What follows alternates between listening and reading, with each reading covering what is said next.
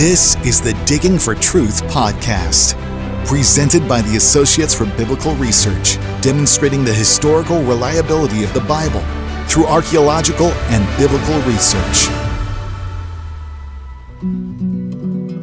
The historical resurrection of Jesus is the foundational event in the Christian faith. And as Christians, we should be prepared to give a reason to anyone who asks for why we believe that Christ rose from the dead. Another term for this, which we use a lot on Digging for Truth, is apologetics. But many Christians may think that they don't have the philosophical training or reasoning to be able to do that. So today, we're going to walk through some simple questions that you can think about if you were going to have a discussion about your faith with someone. We're going to talk about 4 questions, and they each build on each other. Does truth exist? Does God exist? Are miracles possible? And finally, is the New Testament reliable? So Ted Wright is here with Henry Smith, and they're going to walk through these questions to give us some tools for defending the faith. Ted Wright is the founder of Epic Archaeology, which is dedicated to cutting-edge research as well as bringing the wonder of archaeology, historical investigation, and discovery to the everyday person. Here's Henry. Ted, welcome back to Digging for Truth. Henry, it's a great joy to be back with you guys. Hey, it's great to have you on the program. When you were with us last time, Ted, one of the things that you said was you talked about the resurrection as being sort of the crowning jewel of the Christian faith. You might recall that I said, it's like throwing a giant boulder in a lake of water. The implications just flow out from the center of it in all directions. So maybe you could start there with the discussion about the resurrection of Jesus as the central crowning jewel, as it were. That's exactly right, Henry. All Christians around the world, no matter what their denominational background, nationality, or culture, all Christians are united in the belief in the physical, bodily resurrection of Jesus from the dead. We all believe that he was crucified by Pontius Pilate, that he was buried in a Roman tomb or in a Jewish tomb, and then he rose again on the 3rd day. So the resurrection of Jesus is a historical event. And so Christians have a very important task to defend history because the resurrection is a historical event. It's not just some story that we made up or that we believe that makes us feel good. We literally believe that Jesus rose again from the dead. We believe that the same Jesus that walked with the disciples, that ate with them, that lived with them, he was tortured, he was beaten almost beyond recognition. He was then crucified by the Romans, and then after 3 days, he came back to life. He resurrected and walked and talked and ate with the disciples once again. Now, Henry, think about that. We believe that, and many Christians around the world, that's a very familiar truth. Even though it's an amazing truth, it's a truth that we are all familiar with. But when you think about that, for the rest of the world, the people who don't believe in Christianity, that's sort of a crazy thing to believe if you think about it. Yes. The belief that we have that Jesus, this guy who lived 2,000 years ago, he was perfect, he was sinless, he died on a cross, and then he rose again. So it kind of sounds like a crazy thing to believe. Yeah, well, I mean, even Paul talks about this, sort of the foolishness of the cross and the gospel to the natural mind, to the person who has not received this message by faith. It does seem as foolishness. But the question really is, if it really happened, then obviously it's That's not right. foolishness, and it has implications for everything really in existence, including matters of truth and all things that are related to human existence. That's exactly right. It's as Paul says in 1 Corinthians chapter 15, if Christ is not risen, then we, that is Christians, are still dead in our transgressions and sins. And Paul says we are to be pitied among all men. In other words, if Jesus is really not risen from the dead, then people should just feel sorry for us because we believe in this crazy truth that Jesus is risen. But of course, we do believe that he is risen. Yes. So that is sort of the one of the foundational arguments that we put together, or one of the things that we work off of. So we're going to be talking about questions, such as, what is apologetics and how it relates to Jesus and the Bible and archaeology. Maybe you could talk a little bit about some of those connections a little bit before we get into our next segment. Absolutely, Henry. So the word apologetics, we're going to be using that. And of course, many Christians have probably heard that word before. the people who are not familiar with the word, when they hear that, I've even heard some Christians say that, I've heard this word apologetics, and what does it mean? Does it mean that we're saying we're sorry for being a Christian? And that's you may have heard that as well. But the word itself actually comes from the Greek. It comes from a passage in primarily in 1 Peter chapter 3, verse 15. And the Apostle Peter says that we are to set apart Christ as Lord in our hearts and always be ready to give an answer, or the Greek word there is apologia, a defense to everyone who asks you the reason, the hope that's within you, that we are to do this with gentleness and respect. So the word apologetics actually comes from the word apologia, which means defense. So we are, if someone asks you, why are you a Christian, or why do you believe Jesus has risen from the dead, then as believers, we need to know how to give solid answers for why we are Christians. And then, of course, Jude chapter 1, verse 3 basically says that we are to earnestly contend for the faith once and for all entrusted to the saints. And again, that Greek word that's used in Jude chapter 1, verse 3 is the Greek word apologia. So apologetics is defending what we believe as Christians to a larger set of commands and exhortations that has been given to the church.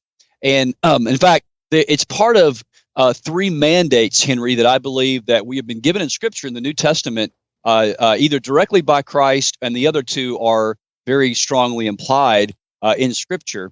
And if it's okay, I'd like to share those three. Sure. What we'll do, Ted, is let's develop a couple thoughts on the foundation that you've laid already.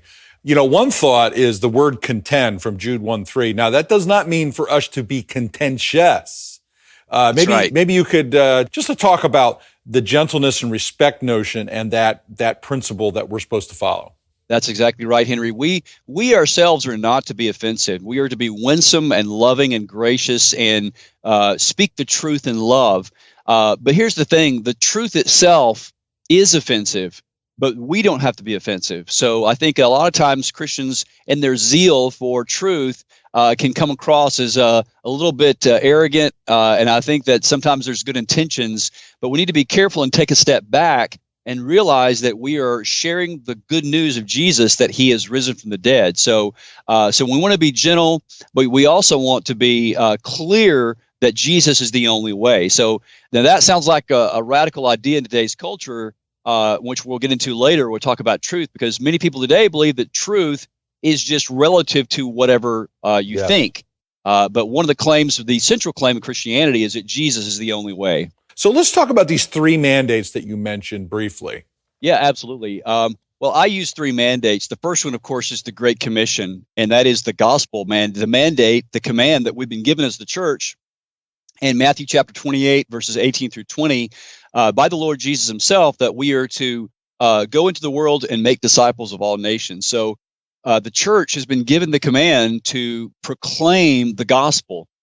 So that is our mandate. In fact, churches that don't do that are really not New Testament centered churches. So that is our marching orders from Jesus himself.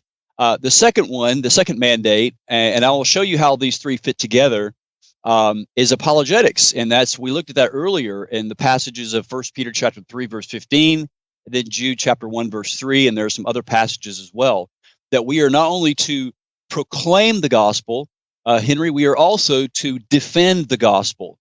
So proclaim, defend, and then the last mandate is something that I call translation, or we are also to communicate the gospel. You say, well, how is that different than number one? How is that different than proclaiming? Well, I'll explain. Two examples in Scripture are Acts chapter 17 and then 1 Corinthians chapter 9. In Acts chapter 17, the Apostle Paul, he was in Athens, and of course, Athens, as you know, Henry, as many of the listeners know, was the center of Greek philosophy. It's where Greek philosophy got its start. Great notable figures such as Socrates and Plato and Aristotle, their philosophy all centered around Athens. And so Paul is proclaiming the gospel of Jesus Christ right there in the center of Greek philosophy. And he says, I'm walking around your city, and I've noticed that you're a very religious people. And he notices a statue to an unknown God. And Paul uses that statue to communicate about the gospel of Jesus Christ. So that's a very powerful thing, I think, that we need to keep in mind when we're communicating the gospel in today's culture. One other quick example is that I mentioned a second ago is 1 Corinthians chapter 9, where the Apostle Paul says that to the Jews I become a Jew to win the Jews, to the Greeks I become a Greek to win the Greeks. He goes, I do this for the sake of the gospel. So in other words, as Christians, we need to be cognizant of who we are communicating to. When we are communicating the gospel to a Muslim, then of course we need to keep that in mind when we need to understand their culture and how they think. Yeah. So again, the three mandates are proclaim the gospel, defend the gospel with apologetics, give some reasons, and then number 3, we are to communicate the gospel in a way that it can be understood. Yeah, that's interesting. I like the way you use the translation principle, and we see how Paul does that. It's quite a different approach. Same truth, different approach, as opposed to when he goes into the synagogues and preaches to the Jews. He exposits the scripture to show them that the Christ must have suffered and died and been raised from the dead. So same truth, different methodology, translation. I really like that, Ted. So, when we're thinking about this, most of our listeners are not, they haven't gone to seminary or Bible college. They're not trained like the Apostle Paul was to stand before the philosophers of the day. What can we sort of give, people who love the Lord, regular folks? We're regular folks too, but, we have some training. But when I say that, I mean they haven't been formally trained. What are some an outline of ways that they can approach the question of the truth of the gospel? And give us some pointers. That's great. Great question, Henry. And just to piggyback on what you said, I've heard this and I've taught apologetics for years. And one of the things that I hear a lot of just church folks say is that, I understand the need for it, but I don't even know where to begin. Should I read a book? Is there something I have to learn?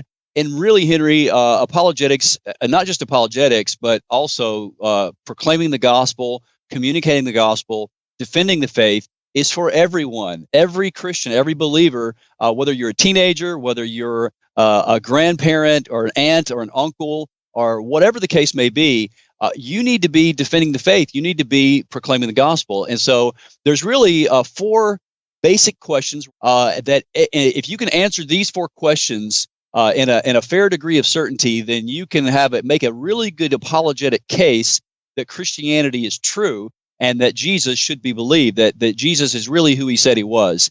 So the 4 questions are, number 1, does truth exist? Things like, what is truth? How do we define truth? And then number 2, does God exist? Number 3, are miracles possible? And number 4, is the New Testament historically reliable? So once again, just to summarize, the 4 questions we'll be looking at are, does truth exist? Does God exist? Are miracles possible? And is the New Testament historically reliable?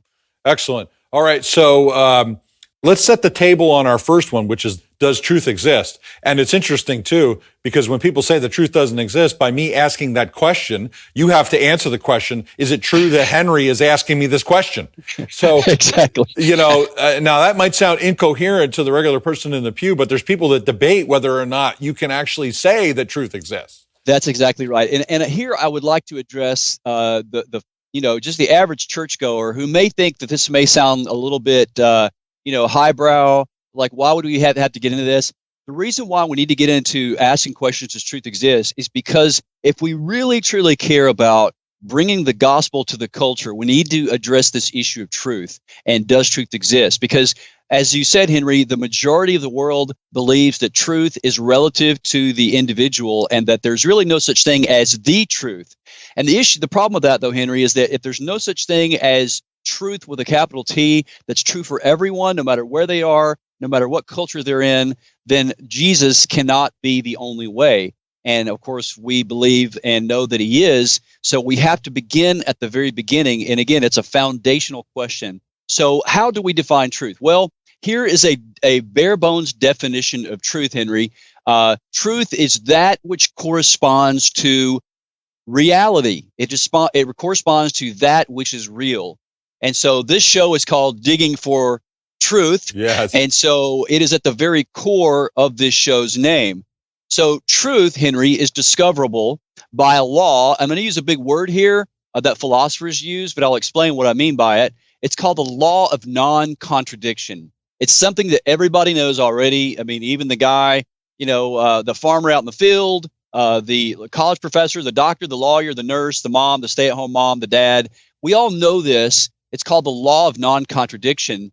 It's from the laws of logic, and it basically states that two opposite statements cannot both be true at the same time in the same sense. So in other words, the statement, the earth is flat, the earth is round, those two statements cannot both be true at the same time in the same sense. So truth, as we said, is basically that which corresponds to reality. So the only way that we could know which of those two statements is true is by actually looking at the earth. And so if our words are accurate, then they are true. If they're not accurate, then they're false. And so that's a really bare bones definition of what truth is. Yeah, I think that's a helpful starting point, because I think intuitively people understand that truth does exist, but there's all these ideas that are floating around out there. And I think part of what we want to do, we didn't mention this particular passage, 2 Corinthians 10:5. We just demolish arguments and pretensions that set themselves up against the knowledge of God, right? Now, we'll note there, we don't demolish people, but we can demolish arguments. And one of the arguments we need to demolish, I believe, spiritually and logically, is the idea that truth doesn't exist. That's exactly right. I mean, you can't even you can't deny it without actually using it. If you say that truth doesn't exist, well, is that a statement about truth? Because if you believe that statement is true, then it's false. So you're caught in this circular reasoning, this self-referential absurdity. And so you can't deny truth without actually using it. Everybody uses the law of non-contradiction. It's what philosophers call first principles. And these are, by the way, they are discovered, they're not invented. So someone may say, well, the laws of logic were created by man. No, they were actually not created by man. They were discovered. That's just the nature of reality. Just like the laws of mathematics were not invented by, great mathematicians, they were discovered. So it's just the way things are. So if someone wants to say, well, I believe that all truth is relative, then you can just say in a nice way, well, that's great, but you're just going to be irrational. Yeah, you could say it gently. We weren't planning on talking about this, but this is one of the things that we could talk about as entry points a little bit about conversations with people. You just said, you just used that little anecdote about how we want to encourage people. One of the things one-on-one is the development of relationship with people that opens the door for these kind of conversations. And then the second is to be asking the Holy Spirit to show you how to enter into these kind of discussions. Now, we're using the example of truth here, but maybe you could just talk about that for about a minute or so, just a little bit, to encourage people, not to be fearful. Look, enter into the discussion and see where the Lord takes it. Absolutely, Henry. That's exactly right. Again, this whole thing about does truth exist is really, keep in mind, it's part of our overall mission is to bring the gospel. We want to bring Jesus to people, but we have to apologetics is sort of like clearing away the brush. If you're going to build a house in the woods, then you got to go cut down the trees and cut down all the weeds. So people have all the stuff in their head, these beliefs that are false, and apologetics just sort of goes in and sort of clears away the rubbish so that the gospel can land. And so this issue of truth is an important issue. And some of it comes from the fact that we do live in America, in which it's okay to have opposite beliefs. You can believe whatever you want to. But when it comes down to reality, the brass tacks of reality, truth is that which corresponds to reality. And so, if in conversation someone may say, well, there is no such thing as truth, then a person can simply ask that other person, and can say, well, is that true? Yes. And someone says, truth is relative. Then again, what you can do is you can turn the statement. If you're in a conversation with a friend or a family member about God and about truth, and they say, truth is relative, then just turn whatever statement around on itself and ask the same question. So again, if someone says truth is relative, then a person can simply ask, is that truth relative? Because if that truth is relative, in other words, it's not absolute, then it's false. They believe that it's absolute. Yes. They believe it's actually connected to reality. And the other one that you hear, Henry, a lot is that there's only truth in science. Have you heard that one before? Yes. Yeah. Just a few times. So you could ask the person, is that a scientific statement? That's not, again, they're not making that statement from a test tube. They're making that statement based on kind of a logical inference. Yeah, it's a philosophical statement. That's right. Yeah, that's exactly right. All right. So as you know, archaeologists as well as scientists, we all have our stuff. Yes. Now, Ted, so this may sound like almost a silly question, but the question of, is there evidence for the existence of God? Some out there might say, duh, but others might say, well, I'm not so sure, or I'm not so sure how to defend that view. So let's talk a little bit. Let's set the stage for that a little bit. The question of God's existence. Let's talk about that. That's right. So why is it important? Well, does the question of God's existence, as you said, Henry, every believer, and if you're a true believer in the gospel, you are a believer in God. You believe that there is a God, that there's a spaceless, timeless, immaterial creator. But the thing is we have to remember who our audience is, and we can't assume that people in general believe that there is a God, or at least they have some really false ideas about who God is. As I've talked to people throughout the years, one of the things that comes back is that God is sort of this cosmic grandfather figure, where he's like the guy, in the Michelangelo painting in the Sistine Chapel. Yeah. And so we need to clear away that and discuss and really defend that there is a God that created the entire universe. So it's an important question apologetically, because foundationally, if there's no God, then Christ claims to be God, then obviously the gospel can't be true if there's no God. And then evangelistically, if there's no God, then Christ can't raise from the dead, and we are still dead in our transgressions and sins. And I have an interesting story to share if we have time for the listeners on that question. Yes, go. Why don't you go ahead right with that right now? We do have time in this segment. Go. Okay. So several years ago, I was actually in a Scandinavian country, and I was asked to speak to a student group. This was an evangelical student group in this Scandinavian country, and I gave an apologetic presentation, and afterwards had an interesting conversation with a German young lady who basically said that she was a believer, but she had never heard arguments for God's existence, and she says that she thinks that she might consider if God exists. And I sort of was taken aback a little bit, and I wasn't forceful, but I said, well, I mean, that's the central claim of the gospel, that Jesus, I said that really the essence of Christianity is that Jesus is God and that he rose from the dead. And I said, I don't know if necessarily, maybe you're not a believer if you don't. And she was a little upset by that I would actually say that she wasn't a believer. And again, I don't know her heart, but I was just telling her from a standpoint of just logic. Jesus, believing that Jesus is a good teacher is great, but it's not just that he was a good teacher. He was God incarnate. That's what he claimed to be. Yeah. So the question of God's existence is an important apologetic question that we need as believers to know how to give good reasons for. Yeah, that's very fascinating. What is it that defines what a Christian is? That's the other question. It seems to me like in the age that we live in, there you have a person who's really defining Christianity the way they want to. Maybe it's a set of moral principles. I like this Jesus guy because he says this, and that, although often that entails ignoring the other hard teachings of Jesus, like, the woes to the Pharisees or the doctrine of hell or something like that, the hard teachings of Jesus.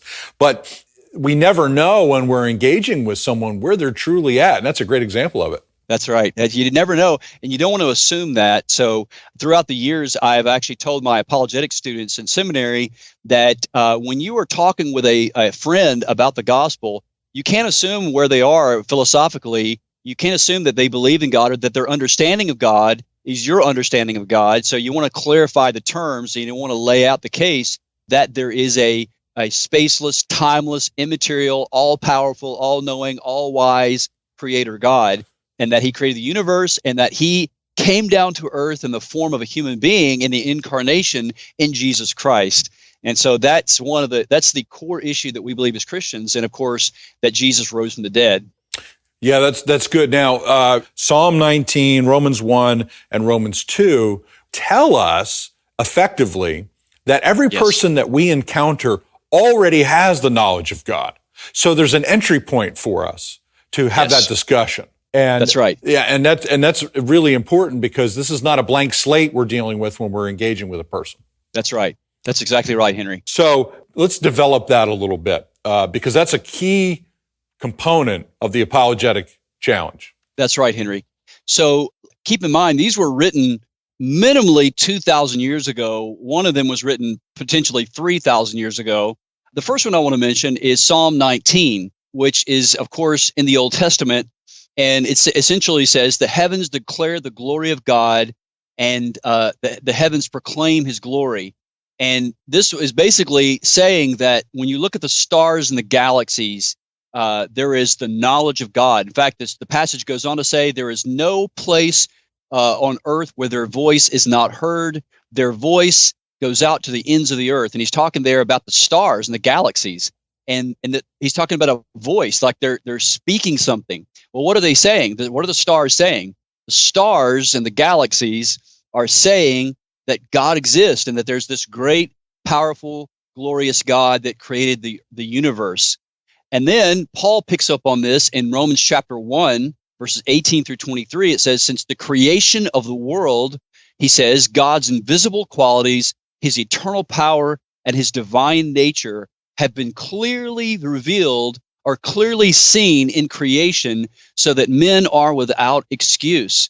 Again, Paul is writing this 2,000 years ago to the Church of Rome, and he's saying that ever since God created the world, his invisible qualities, his eternal power, and his divine nature have been clearly seen from things that have been made. But he says that men suppress that truth in unrighteousness. In other words, the knowledge gets through, but it is suppressed knowledge. And so they know it, but they don't really like it.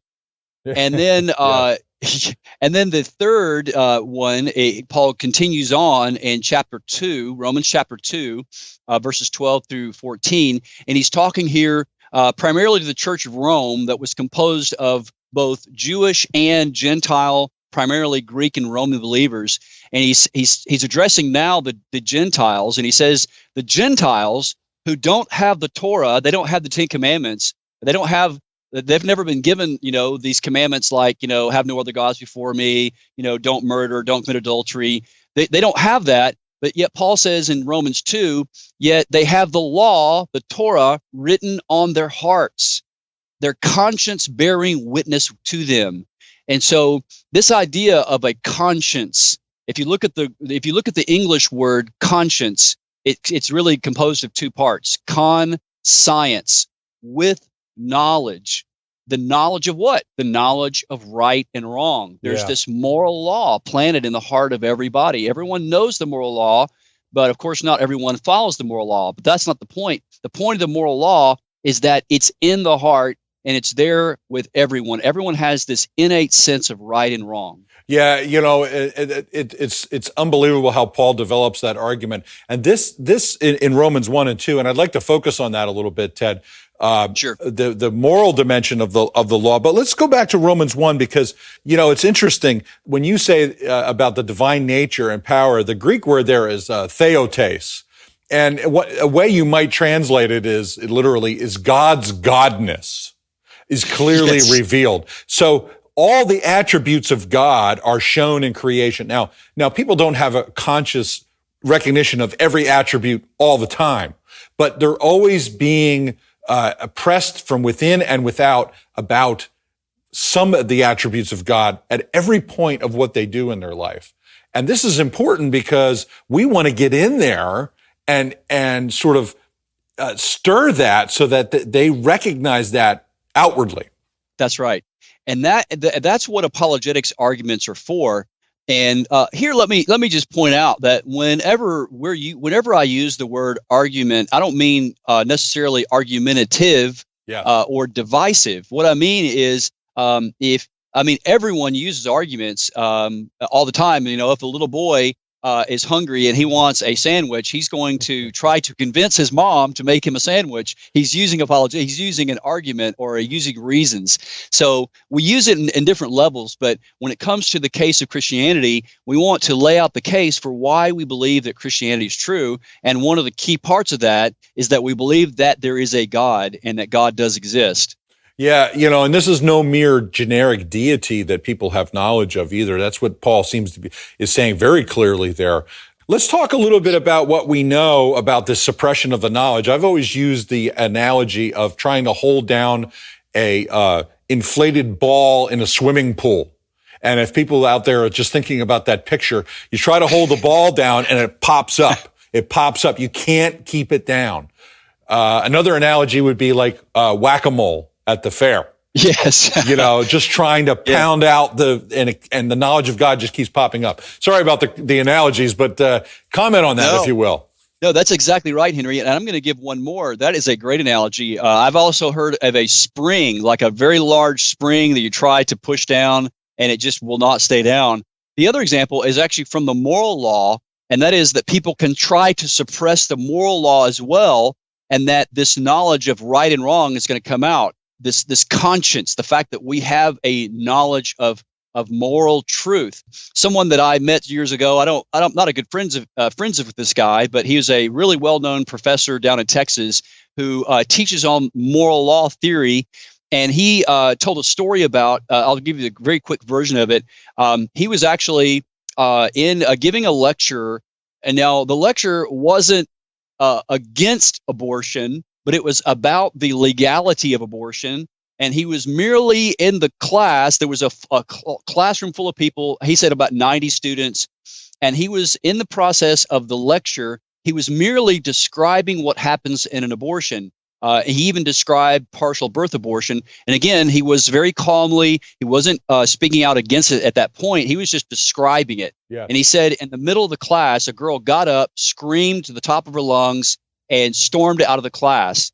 As it turns out, he found out later that she had had multiple abortions.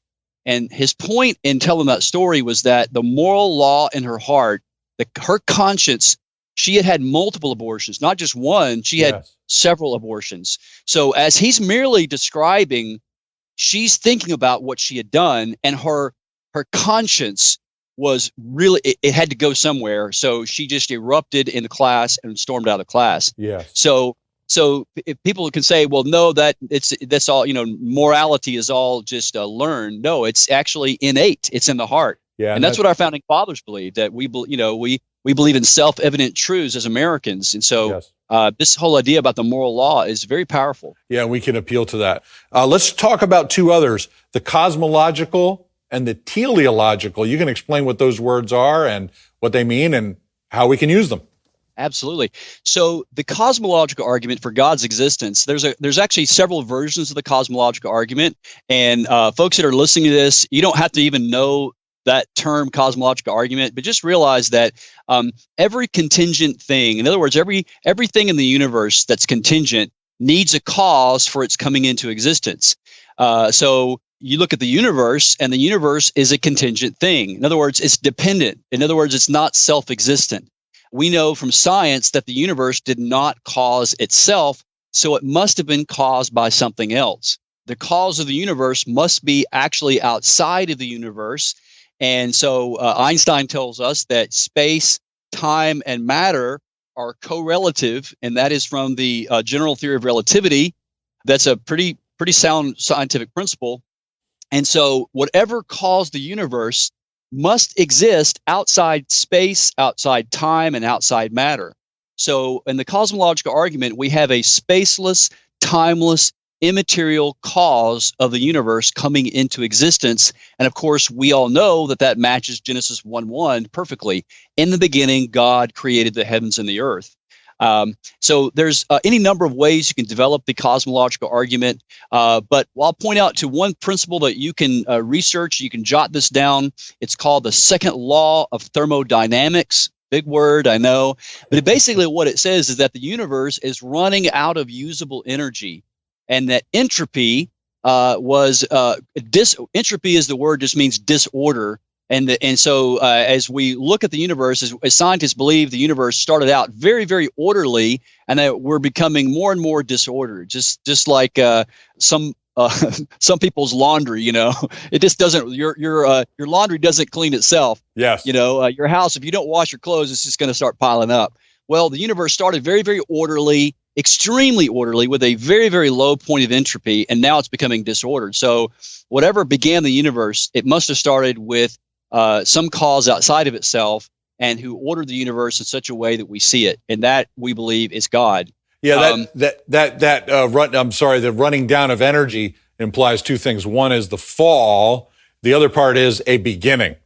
And that's right. So we have that part of it as well. Now, we don't want to miss out here on the teleological argument. So let's go with that. Okay. So once again, to use a big word, again, just for those who are listening out there who may never heard this before, teleological comes from the Greek word teleos, which means end. And sometimes it's called the design argument, and philosophers will debate about whether or not the teleological argument is the design argument. I'm not going to get into that. But basically, the argument is this: every design implies a designer. The universe and biological life shows evidence of incredible design. Therefore, they must have had a designer. So every design implies a designer. And Henry, this is something that we even infer in archaeology. About a year ago, I wrote an article for Epic Archaeology, and that is basically connecting the dots between intelligent design and archaeology. Several years ago, many years ago now, actually, Greek sponge divers off the coast of the Mediterranean actually found this really incredible clump of metal. They didn't know what it was, but they knew it was really important. It was on an ancient shipwreck. As it turns out, this thing dates back to like 2,000 years ago. And it wasn't until the modern period until they were able to uncover and break apart this. Actually, the thing broke apart itself as it dried, and it contained gears and cogs. And it was this very complex machinery that had been unknown of in the ancient world. And so they knew that it wasn't just coral. They knew that it didn't just happen. They knew that it was designed. And so there was a group of scientists who actually did some X-rays and gamma rays of this thing and discovered, and one guy actually was able to reconstruct an exact replica of this device. As it turns out, this thing is called the Antikythera mechanism. It's a big word. But what it is it's this basically a precursor to the modern day computer. And this was just a shock to the archaeologists who finally figured it out. And it was basically a navigational device, or a device that would predict the motions of the moon, I believe it was, and the stars. Now, this is something it's 2,000 years old. And again, it's a mechanism. It doesn't work anymore. The parts are corroded. They're bonded together. But just like archaeologists can infer design from not just things like the Antikythera mechanism, but Henry, as you know, as you and I both know, when you go to Israel or you go to the Middle East or even here in America, and you're out walking in a field and you find an arrowhead or a projectile point, it has very minimal design, yes, but yet we can infer design from it. So all the more can we infer design when we find it in biology with things like DNA. When we find things like the computer code, and literally it's a digital computer code of life. The fact that DNA is the most complex known molecule in the known universe, and it contains digital information. So if we can infer design from basic archaeological artifacts, then scientists such as biologists and astronomers can infer design from those things as well. The argument from design is one of the most powerful arguments for the existence of God.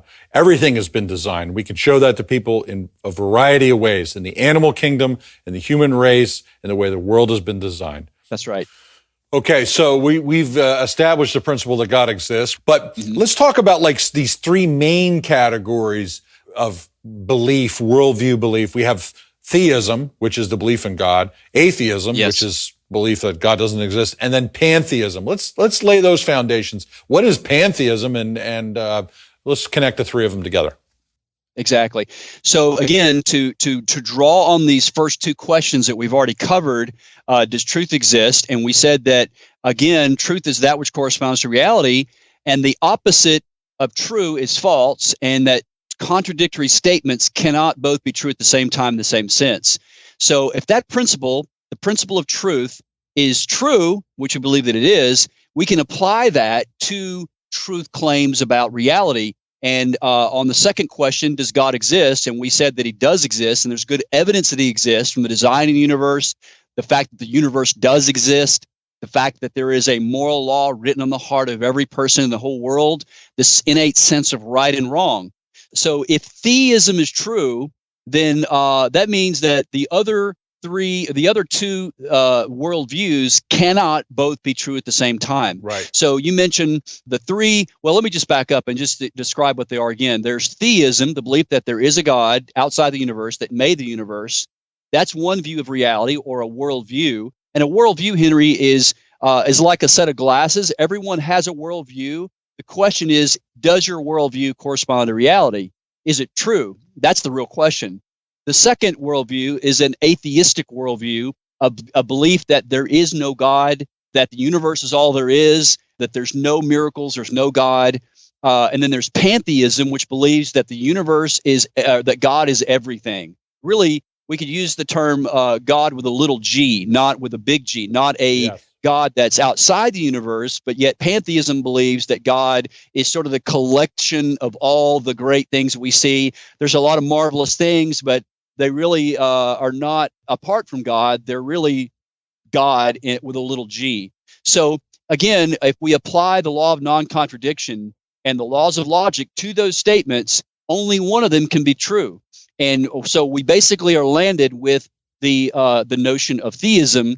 And so theism then leaves us with three other possible options, because in all the religions of the world, there are three major theistic religions in the world, and they are Judaism, Islam, and Christianity. So, Henry, one of those three can be true, but they can't all be true. I know that sounds like a revolutionary statement, but again, they're making contradictory truth claims, because Islam denies that Jesus died on the cross, that he's God. Judaism also denies that Jesus is God. Only Christianity claims that Jesus is God, and not only that he rose from the dead.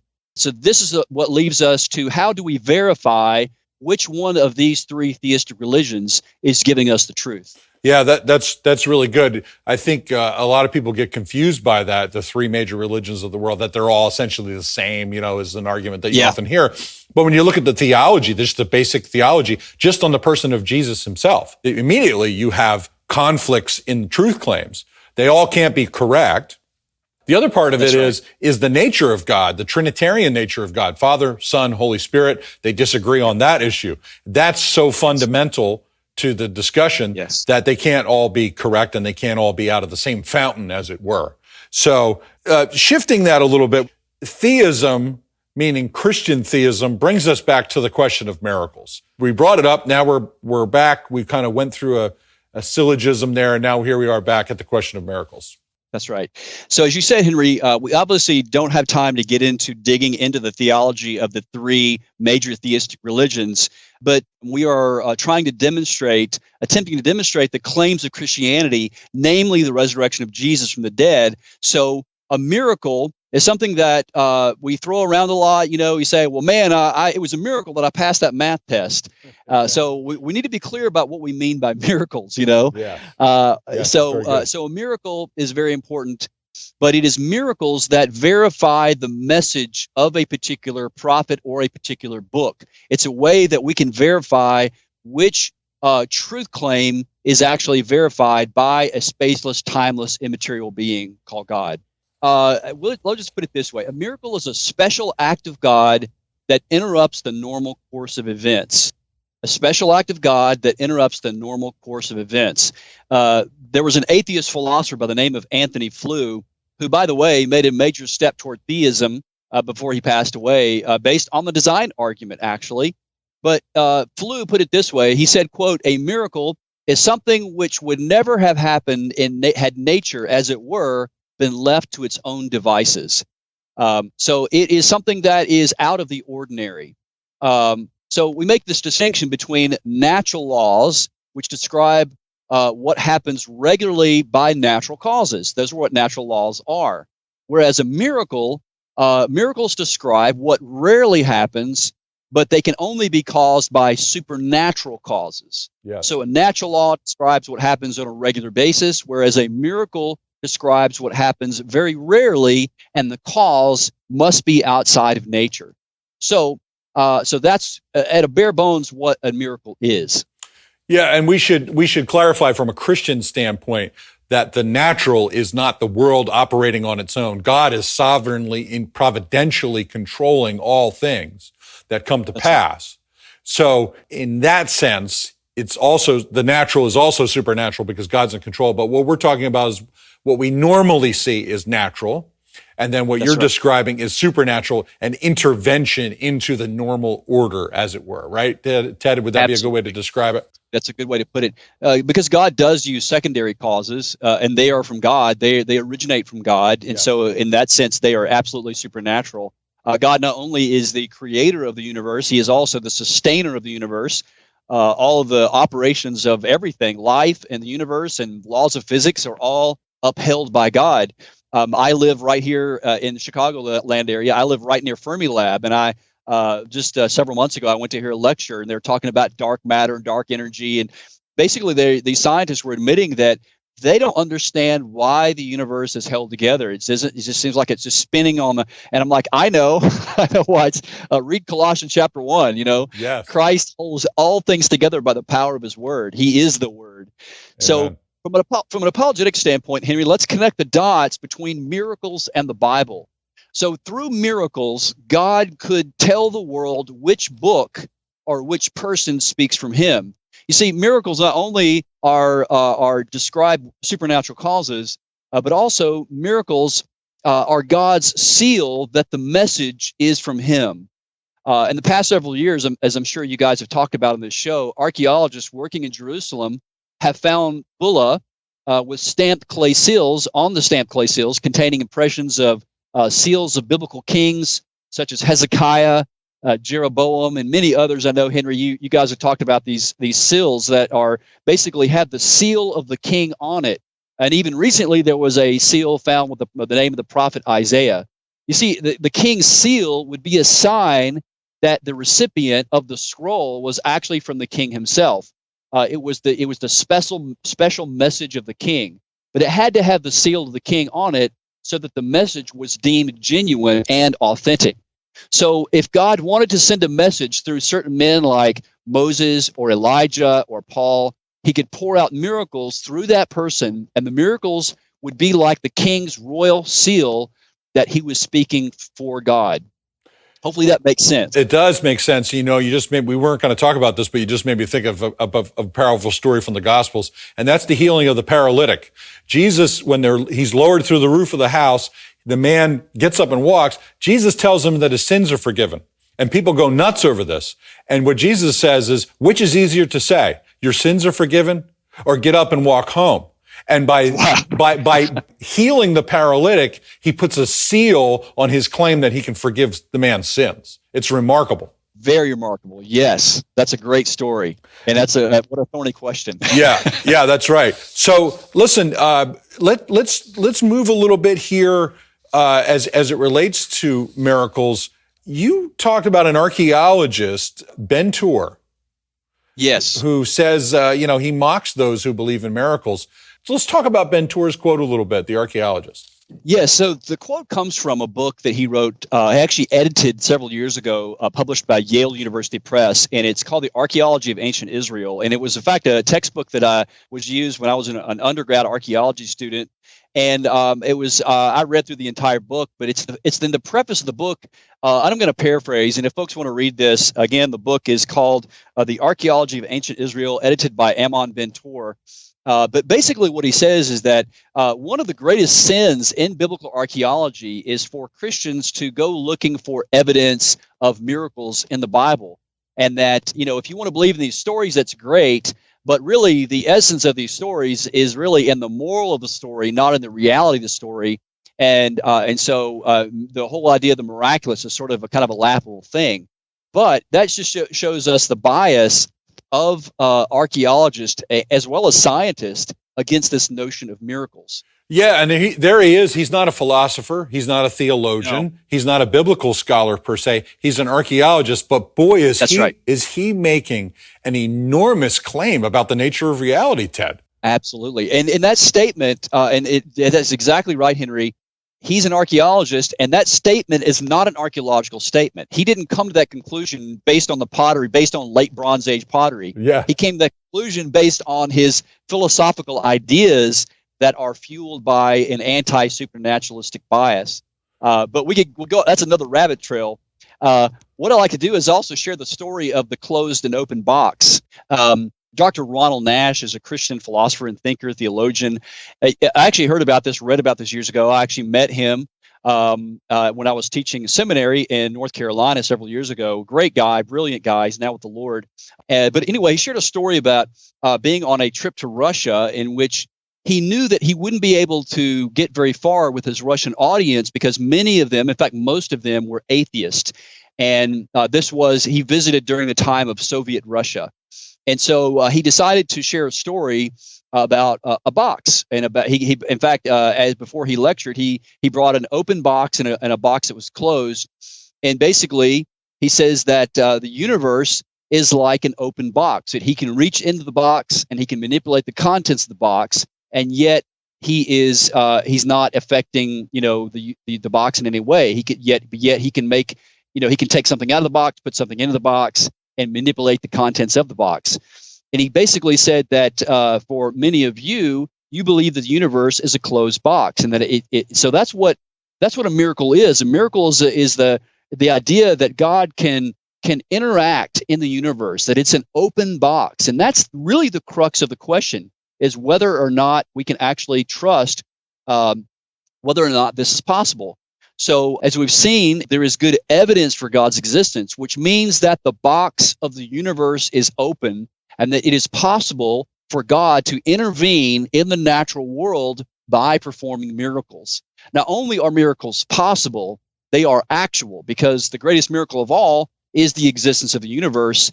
And if Genesis 1:1 is true, then in the beginning God created the heavens and the earth, then all the other miracles in the Bible are simply small stuff, like the parting of the Red Sea and Jonah and the fish, the raising of the dead. Yeah, I mean, and that goes back to our argument from design and the origin of the universe to begin with. If God created the universe out of nothing, then all the other stuff falls into place. So it really has to do with a theistic worldview. Now, Ted, you have a quote here from C.S. Lewis about miracles. Yeah, Henry. So Lewis put it this way in his book, Miracles. He says, if we admit God, must we admit miracle? He says, indeed, you have no security against it. That's the bargain. And Lewis is right. If there is a God, if God does exist, then miracles are possible. And so that is really the connecting the dots between the existence of God and miracles. If God exists, then miracles are certainly possible. Yes. So you made me think about Lewis. I have a copy of Lewis's book, Miracles. We commend this to folks. If you want to go deep on miracles, this is the way to go. C.S. Lewis, still brilliant after all these decades, many years after his death. So let's move to sort of the origin of these objections against miracles. You wanted to talk a little bit about David Hume and Spinoza, just a little bit, as we think about miracles. So back in 1948, there was a great book written by Richard Weaver called Ideas Have Consequences, in which he traces the ideas of some of the philosophy back in the 14th century that led to the downfall of modern-day Europe with the rise of Adolf Hitler. Well, this whole notion of the disbelief in miracles actually didn't come around recently. It's been around for many, many years, but it really got its start in the late 1600s by a philosopher by the name of Benedict Spinoza. Just so people know where it comes from, we won't spend too much time on him. Yes. But primarily, one of the biggest philosophers that have influenced the disbelief in miracles today is a Scottish philosopher by the name of David Hume. But for Spinoza, his argument against miracles is that basically he says that miracle is a violation of natural law. In other words, for Spinoza, natural laws are immutable. But that, of course, begs the question, as we say in logic, because he's assuming that miracles can't happen because by his very own definition, they can't happen. Yes. But this is the very thing in question, whether or not they can happen. So he sort of defines the whole, Spinoza does, by basically saying that natural laws cannot be violated. So sadly, Henry, many biblical scholars writing in the 19th century were influenced by not only Spinoza, but also by David Hume. These are scholars that studied the Bible. And so they would be people like Julius Wellhausen, who was a German philosopher or theologian. And of course, some of the listeners of Digging for Truth probably have heard about Wellhausen before. But basically, he takes many of the miracles out of the Old Testament. But a lot of this comes from bad philosophy. The other philosopher who questioned miracles is the Scottish philosopher David Hume in the 18th century, and his influence is felt even by those living today. In fact, yes, if you're going to argue miracles today, you're going to have to deal with some of the arguments from David Hume. Yeah, and Lewis deals with a little bit in his book Miracles. Right, Henry. So basically, him pointing out the circular reasoning of David Hume. It's Hume's premise number 3 in his argument. Basically, Hume says the evidence for the regular is always greater for that of the rare. And Lewis basically says in his book, Miracles, now, of course, we must agree with Hume that if there is absolutely uniform experience against miracles, if, in other words, they never happened, then why they never have. Unfortunately, we know the experience against them to be uniform only if we know that the reports of them are false. All reports are false. And we can know that all reports of them are false only if we know that miracles have never occurred. Lewis says, in fact, we are arguing in a circle. Yeah, and a wise man who sees a miracle will acknowledge it. Those who saw Jesus crucified saw him resurrected from the dead. And that is the great miracle of the Christian faith. So speaking of the resurrection, you wanted to talk a little bit about 1 Corinthians 15, the principle there, and then how we know the past. Absolutely. So again, we mentioned this verse before, and I would encourage folks to go and look up this passage and read through it and really think about it. 1 Corinthians chapter 15, the Apostle Paul basically lays out there was a sort of a debate that was going on as to whether or not there was a resurrection. Some people believe there was a resurrection, some people didn't. But basically, Paul says in 1 Corinthians 15, if there is no resurrection, then not even Christ has been raised. And if Christ has not been raised, then we, that is, believers, are still dead in their sins and their transgressions. And Paul says that we are to be pitied among all men. So it is crucial. The resurrection is vitally important for the Christian faith. So this comes down to, Henry, the question of history, because the resurrection is an event. If it in fact did happen, it happened 2,000 years ago. So then the question of how do we know the past becomes of utmost importance in trying to answer that question. And so let's begin with something like a very simple example, an example that most people have probably heard about, or at least you read about it in school. And that is the very famous battle that happened in Belgium in June 18th of 1815, and that was known as the Battle of Waterloo. Now, many people know that battle, and if you know your history, you know the very famous person that was defeated, his armies were defeated, the Battle of Waterloo. This, of course, was what I'm referring to is the Napoleonic Wars, yes. And Napoleon Bonaparte was defeated. So the question is, how do we know that? How do we know anything in history? So this question is a very important question, and I'm just going to jump right in and give you reasons why how do we get at the past? Well, as historians, as people who study history and archaeology, we know the past through something that we call primary sources. And really, there are 3 primary sources. Number 1, we have eyewitnesses. Number 2, we have historical records. And number 3, we have archaeological evidence. So eyewitnesses, someone had to have actually seen the event, someone had to have lived through the event, and maybe perhaps saw it with their own eyes, lived through it, and then they leave behind historical records, whether in a diary or an official record or report or whatever the case may be, historical inscription. And then we have the third thing, and that is the archaeological evidence. So Henry, if we have time, perhaps I can share an example of how the 3 primary sources fit together. Well, we will certainly do that, Ted. Let's pause for just a second and talk about these 3 categories, because I think they're important. Well, they're all important. So we can work our way backwards. Archaeology, which on our program and in your ministry we use as a way to support the Bible. Historical records, which can be, like the Gospels, for example, and then eyewitnesses, people who witnessed these events. So what I want to do is just to sort of weave the three together. Again, we're talking about the three primary sources of history, and how is it that we know the past? We as Christians, we just assume that people believe in history, but again, we can't expect them to be on our level. We need to meet them where they are, as the Apostle Paul did. So in Athens, so we need to kind of get into the way they think. And so, how do we know the past? Well, we know that through three primary sources. An example I can give, I actually have two examples, and I'll try to give them as quickly as I can, in a simple way as I can. The first example is from my own personal history. My grandfather, I remember growing up, and every Thanksgiving time in November, we would go to my grandparents' home, and my grandfather would always be cold where they were located, and he would build a really big fire in the fireplace, and he told me stories about being in the war. And as a kid, it didn't really connect the dots as to what war he was talking about.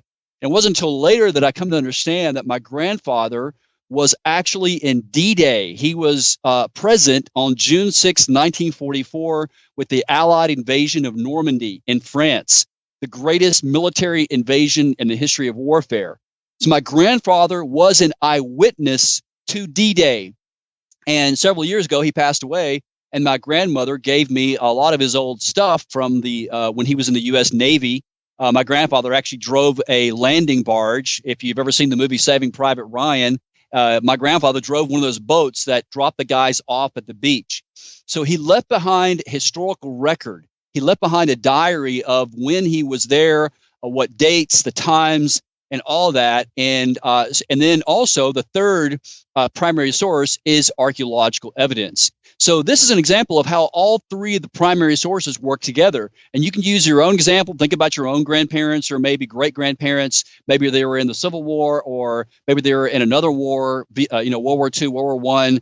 And so they were eyewitnesses. The question now is, if the eyewitness is no longer around, the only thing we have left are the historical records and the archaeological evidence. So we can't interview the eyewitness. Right. We have to look at these two other historical sources. And if I have time, I'd like to just quickly give one other example, and that is on April the 15th, 1912, another very famous event happened in history, and that was the sinking of the Titanic. Many people believe that. That's now over 100 years ago. It's hard to believe that the Titanic sank. But this is an example in which the eyewitnesses to the Titanic disaster are no longer alive. The only thing we have left now are historical records and archaeological evidence. On this example, I just want to bring out one little point that's connected to the New Testament, and that is that when the ship sank, there were conflicting eyewitness accounts. There were those who survived who said the ship just sank, and there were others who said right before the ship sank that the ship actually broke in half. So here we have a conflict between two eyewitness accounts. So the only way that we could know which of the eyewitnesses are telling us the truth is to actually go to the bottom of the Atlantic Ocean and find the wreck of the Titanic to see which eyewitness account was actually giving us the true account. And there was a lady named Eva Hart who boarded the Titanic with her parents. She was 7 years old. She was the one who said the ship broke in half.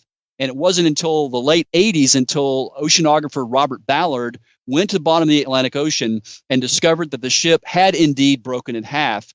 So here's an example of how archaeology affirmed what one of the eyewitnesses said. Yeah. But one other quick point on that, Henry, and that is this, that even though we've got two eyewitness accounts that seem to be in conflict, they were both in agreement on the core truth, and that is that the ship sank. Yes. So that's how those three work together. With the New Testament, we have what is reported to be an eyewitness account of Jesus rising from the dead, and we can go and evaluate the historical record in the Gospels and also in the other historical sources, and we can also look at the archaeology to see if the archaeology corresponds to the actual historical text. So you have a couple of witnesses outside the Bible that talk about the resurrection, and it reached as far as Rome, Ted. You have Josephus and Tacitus. Absolutely. So basically, Tacitus was a contemporary historian writing during the time of the early church, contemporary with the time of the apostles. And there are some basic historical facts. They're writing about the same time that actually this information filtered all the way to Rome. And here are just a few facts that we can learn about Christ just from Tacitus. Keep in mind, Tacitus was not a believer. He's just writing about what's going on in Judea, Roman Judea at the time. He said that Christians were named after their founder, Christus, which is Latin. He was put to death by the Roman procurator Pontius Pilate. This was during the reign of the Emperor Tiberius. His death ended the superstition for a short time. Then it broke out again. It broke out in Judea, where the teaching had its origin. Tacitus also tells us that Jesus' followers carried his doctrine to Rome when a great fire destroyed a large part of the city during the reign of Nero. The emperor placed the blame on Christians who lived there. Tacitus also said that Christians were hated because of their abominations. These Christians were arrested after pleading guilty, and many were convinced of hatred for mankind. Tacitus also says that they were mocked. They were tortured, being nailed to crosses and burned to death. Because of this, the people had compassion on them. Tacitus therefore concluded that such punishments were not for the public good, but were simply to the glut of one man's cruelty, and that is Nero. So basically, the New Testament mentions several Caesars and government officials in a particular order that are exactly in the same order that Tacitus has them in. These would be like Augustus, Tiberius, Claudius, Quirinius, Pontius Pilate, Felix, Festus, Sergius, Paulus, and others. In fact, the order in which the New Testament places these officials is the exact order that Tacitus has these officials.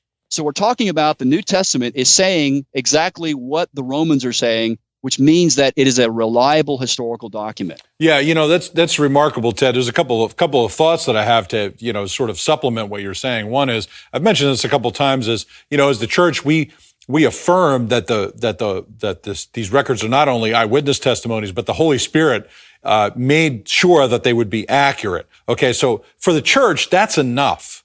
But we can engage in conversations with people, say, okay, we have the witness of the New Testament, and if that's not enough for you, over here we've got this guy Tacitus who hated Christians, and he says, look at that. What do you think about that? And to get people to think about these things. That's exactly right. Yeah. That's right. And then not only Tacitus, but also Josephus, who was a Jewish Roman historian who basically said some of the same things. He basically affirmed there are about 10 things that are affirmed about Jesus.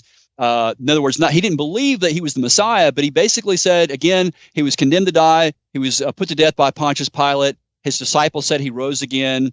They continued to proclaim his teaching. His brother's name was James. He was proclaimed as Messiah by some. So you can learn just from the secular historical sources alone certain facts about Jesus, which I think argues for the historical reliability of the New Testament. So let's talk about some evidences from archaeology that you think are interesting. One is that affirm the Bible, clarify the Bible, and help us understand the text better. Why don't you go ahead and start with that?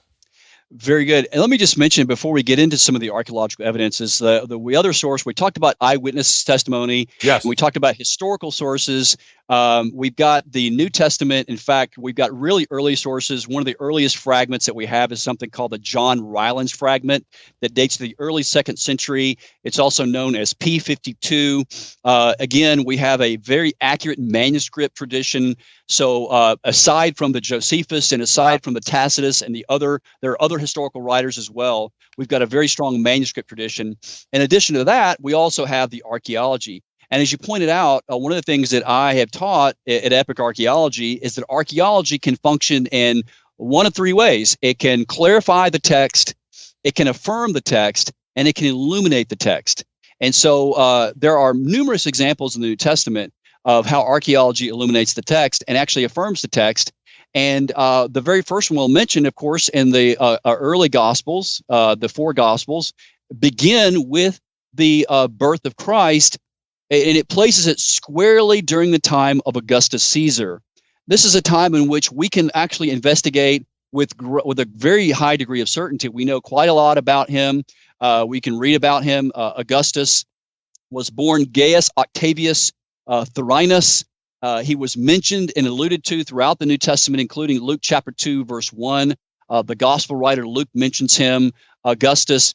In fact, after a great civil war broke out in Rome between Augustus and Octavian, or Mark Antony, Augustus passed a law called the Pax Augustus, or the Pax Romana, known as the Peace of Rome, and it lasted for about 200 years or so. That doesn't mean that there were not wars, little small wars, but Jesus was born in a historical time that we can investigate, and he was born during the time of the Roman Caesars in Roman Palestine, and so we can go and investigate that.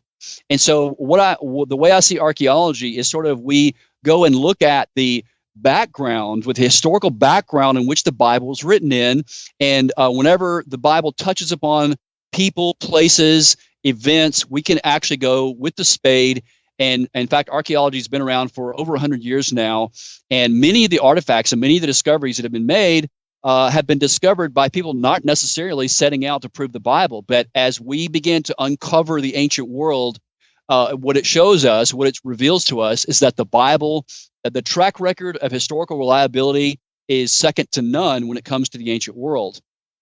So I mentioned Augustus, and another figure that figures largely into the life of Jesus and the early life of Jesus is Herod the Great.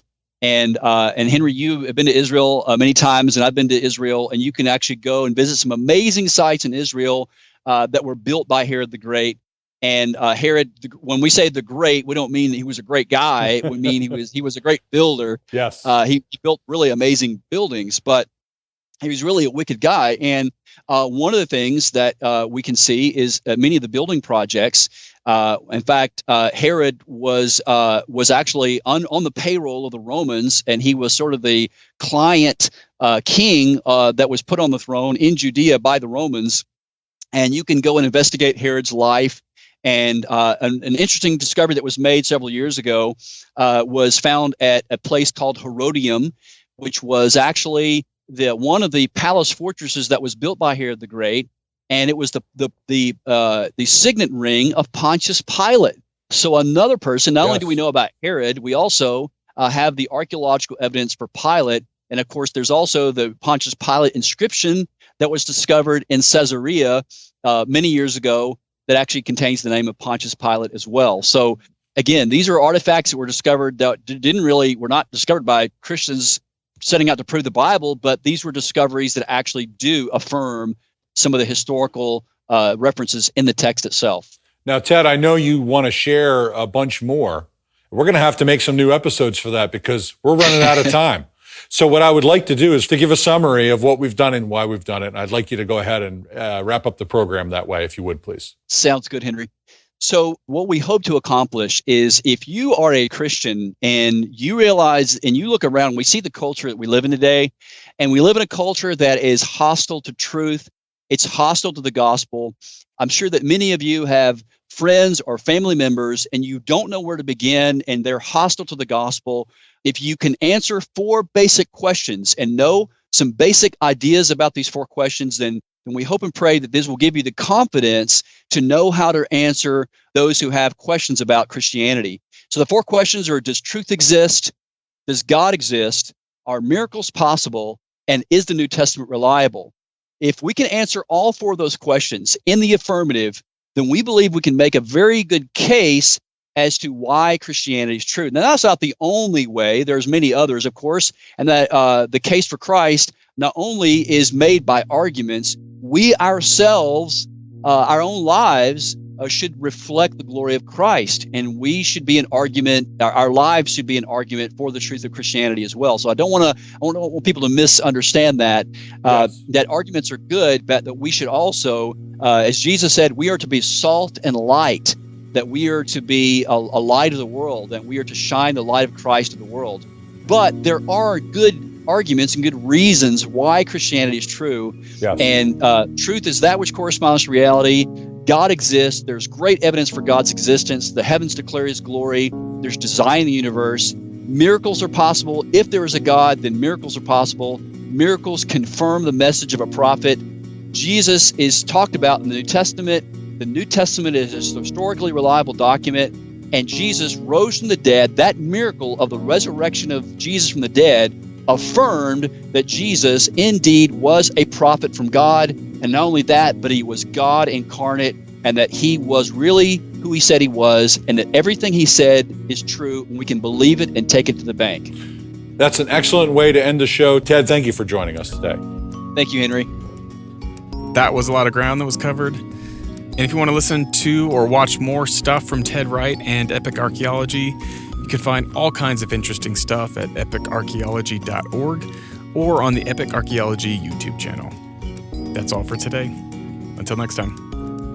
Digging for Truth is a presentation of the Associates for Biblical Research. To find out more about ABR, just go to BibleArchaeology.org.